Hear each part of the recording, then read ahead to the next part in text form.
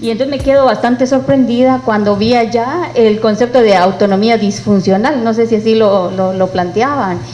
Entonces, si es nuestra aspiración, y ustedes están hablando, ya regresaron y están diciendo que hay autonomía disfuncional, realmente para mí es una gran lección esto. Bueno, que en términos del derecho internacional se llama autorregulación, pero que finalmente mucha de nuestra aspiración ha sido la autonomía, no solo territorial, sino autonomía política, autonomía epistémica, autonomía con una dimensión mucho más abarcativa de la vida. Entonces, yo creo que este es uno de los planteamientos que está en esta mesa porque forma parte de la vida que ustedes nos están relatando. Entonces, pues yo quisiera solo pensar en voz alta en varias cosas. Y interesante es cuando dialogamos también sobre esto, sobre los avances de un pueblo, sobre los avances de otro, los retrocesos en otros lados y las aspiraciones en otro. Hablar sobre medicina tradicional, yo me pregunto cómo explotar, no tampoco es la palabra, cómo aprovechar, tampoco, ¿verdad? Entonces quedamos sin lenguaje, al máximo el concepto de autonomía. Sí, es que casi todo el lenguaje es así, ¿verdad? Cómo sacarle jugo, igual es una y nos quedamos sin palabras. ¿Cómo disfrutar? No, o sea, no, bueno, ¿cómo aprovechar al máximo el concepto de autonomía, incluso para pensar, para pensar fundamentos de vida como es el sistema de salud de los pueblos indígenas, como ustedes planteaban, y cómo desafiar ese lenguaje que ha sido utilizado por el mismo Estado folclorizante para nombrar lo que hacemos los pueblos indígenas? Medicina tradicional responde a la idea de rezago de una medicina. ¿No será mejor nombrarlo con la palabra que nos autonombra también a los pueblos? Y por el otro lado, pensar en médicos tradicionales casi que parece dar a entender, porque también es una discusión que tenemos, que hasta que alguien tenga el calificativo de médico, su saber tiene validez. Pero entonces, ¿por qué no recuperar la forma de nombrar desde nuestros propios idiomas? Y allí cuando Silvia preguntaba si no habían mujeres, es que en nuestros idiomas sí se nombran así. Y ¿por qué no rescatar en el marco de la autonomía un planteamiento realmente autónomo en forma de vida y en forma de posición política en nuestros países, como decían las compañeras? ¿Por qué esperar el reconocimiento de un Estado? Pues entonces no es autonomía si esperamos el reconocimiento de un Estado. Pero yo entiendo que, por ejemplo, la lucha que llevamos a cabo con las comadronas en Guatemala, se busca no el reconocimiento de un Estado, se busca que el Estado no persiga a las comadronas, porque el Estado, para controlarlas, les da un carnet y solamente pueden ejercer aquellas que tienen un carnet extendido por el Estado, a partir de un proceso de capacitación que dan estudiantes de medicinas y enfermeras, lugar con quien equiparan a las comadronas. Y a partir de ahí el Estado da un carnet. Si las comadronas no tienen ese carnet, son perseguidas por el mismo Estado. Entonces ahí lo que se está haciendo es un movimiento para buscar la autonomía frente al Estado. Y porque el sistema de salud de los pueblos indígenas es tan amplio y responde a otra forma de vida que no funciona a partir de la idea del carnet ni de la mercantilización de la salud. O sea, es por ejemplo, un ajir, que sería la persona que se dedica a la parte espiritual, emocional, o una iyom, Xoconés, Atit, que serían las comadronas, y su concepto, Xoconés, por ejemplo, la que recibe hincada, Quechelón, por ejemplo, la que cambia generaciones. O sea, ese es el concepto que se tiene. Entonces, ¿por qué no exigirle al Estado que respete el sistema de salud y la forma y su lógica completa? Que al no ser mercantil, habría que entender cómo es que funciona. Y nuestros acomanes, que sería como la palabra que los engloba, los curadores o curanderos, no sé cómo se le podría llamar, son llamados a partir de sueños, a partir de visiones, a partir de enfermedades, a servir, al igual que las autoridades. Y cuando son llamados a servir, no pueden cobrar, sino se establece eso en una relación de reciprocidad. El sistema de salud eso no lo entiende. Entonces tenemos que explicarle al sistema de salud que es una lógica diferente.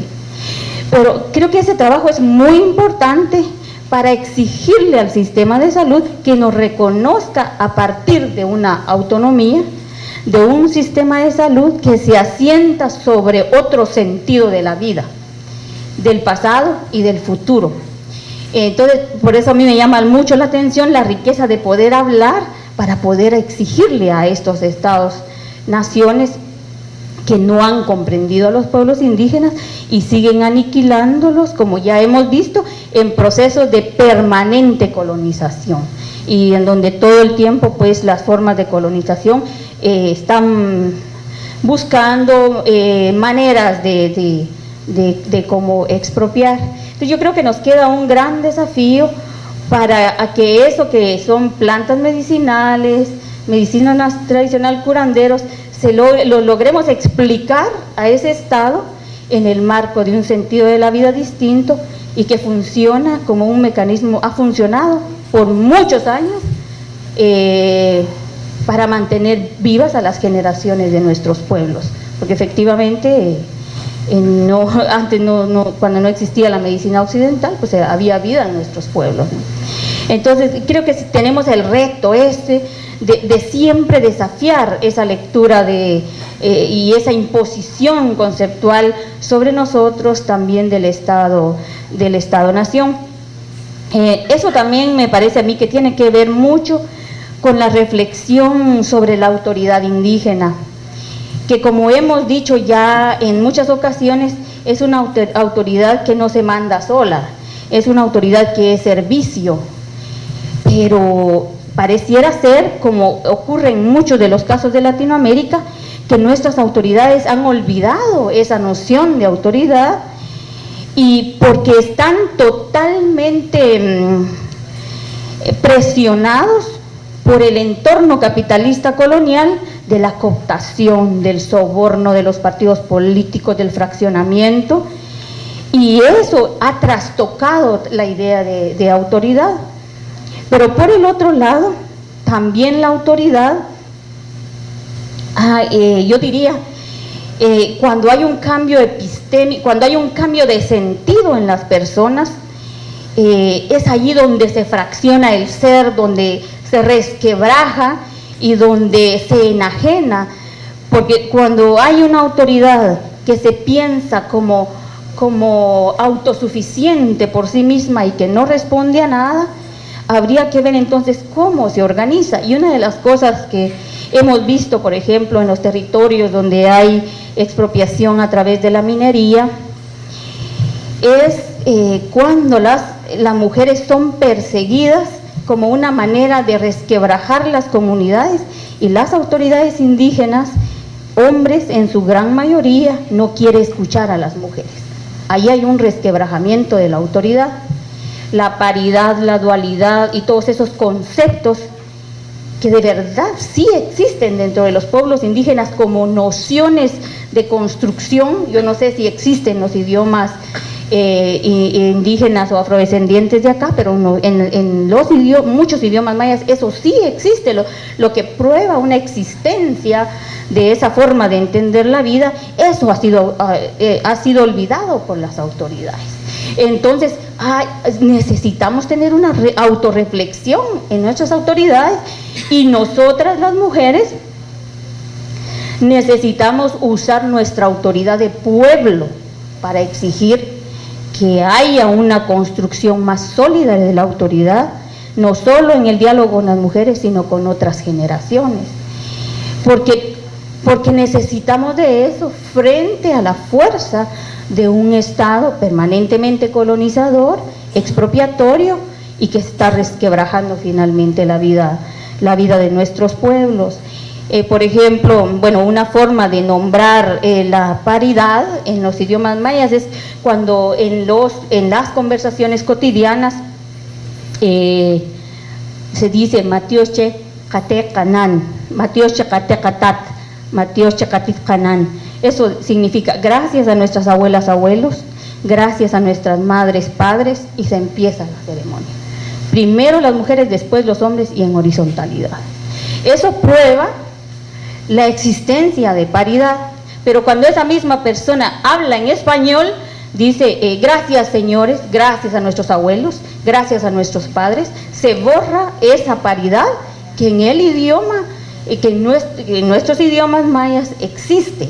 Entonces hay un trastocamiento del sentido epistemológico en el mismo ser, en el ser, pues en el cuerpo, en el pensamiento, en el sentir, y eso es lo grave para mí del cambio epistémico, no sé si así se puede llamar, que vamos teniendo como personas, que entonces nos vamos fraccionando también como cuerpos que nos consideramos autónomos, cuando que en las culturas indígenas las personas siempre están en relación con otros. De manera que para mí los procesos de descolonización tienen grandes desafíos en donde necesitamos hacer un diálogo de liberación interna que permita otra vez no reproducir el mundo del uno, sino que permita buscar, trabajar con la pluralidad de voces y planteamientos,